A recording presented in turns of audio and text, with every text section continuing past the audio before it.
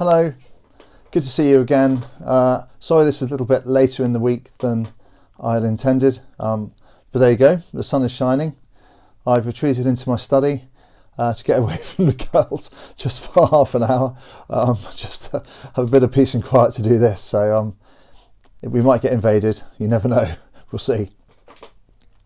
So I just want to feed back then a little bit on our discussions of the last question that I gave you, and you find the answer in John's Gospel, chapter 21, and the answer to the question of who's the only person in the Bible that Jesus cooked breakfast for. The answer is Peter, and I have to say this is one of my favourite kind of dialogues in the Bible between Jesus and his disciples. For me, it's so meaningful, and it really is. It kind of answers that hanging question of kind of what happened to Peter. You know, we see him denying Jesus, and then obviously Jesus starts to appear to his disciples earlier on in the Gospel. I think it says that this is the third time that Peter appears to them. Jesus appears to them. But actually, nowhere else does it really address the question of how did that relationship between Peter and Jesus get restored, and here you find it, and it's absolutely lovely. There's Jesus sat in front of a charcoal fire.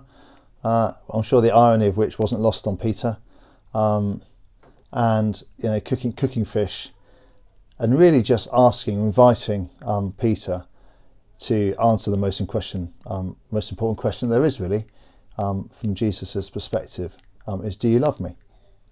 And from that core place of love, of recognition that Peter does love Jesus, Jesus then gives Peter a complete his forgiveness, reconciliation, and he simply just says, feed my sheep.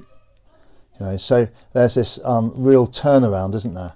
A couple of chapters earlier, we're finding a very downhearted Peter, quite an arrogant and proud Peter, refusing to admit that he's going to deny Jesus, and then we see a reconciliation. And so when we chatted through that as a family, a couple of things came up. I think one was the just looking at my notes. What I've written there, coward to courageous. So we were talking about how amazing it was that Peter, he was so transformed, wasn't he? From this kind of coward that wouldn't admit to being one of Jesus's disciples, to someone in Acts who gives this incredible speech and sees thousands of people come to faith, and and stands up to the persecution that then came to them. So have this amazing change around, don't we, in his personality and everything really. And also we talked a little bit about how just earlier in the Gospel, in chapter 20, Jesus appears to them and he gives them the Holy Spirit, and he says these lovely words, as the Father has sent me, so I send you. And so really our discussions kind of were based around those two things. And so whilst we're in this kind of isolation, we thought about things like, well, whilst we're here, are there any people that we need to be reconciled to? As we now got time just to sit and pray and think and be less busy, are there any relationships that we want to be restored with people outside of, maybe outside of our families, maybe inside of our families? Of course, that's more difficult, not being able to do things face to face, but it's something we can certainly kind of ponder on. And also I think we've talked a little bit about, are there any areas of our lives that we need to really think about, either bad habits that we want to stop or good things we want to take up. This is a great time to really look upon our relationship with God, which we're trying to do as a family, and kind of, if you like, reset. I think that's the kind of word we came up with. Is there some resetting of our relationship with God that we can be doing whilst we're less busy with worldly things, and maybe, although sometimes it's difficult to find, have more time to think of these things.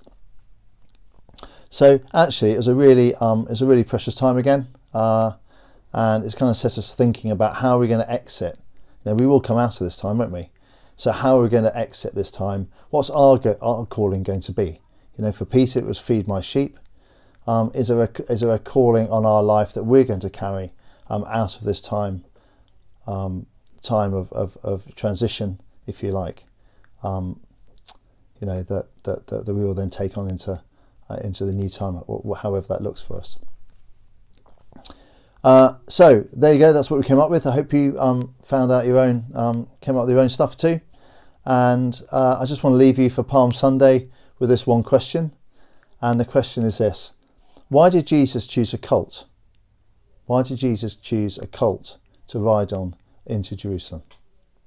Thanks a lot. God bless. Bye bye.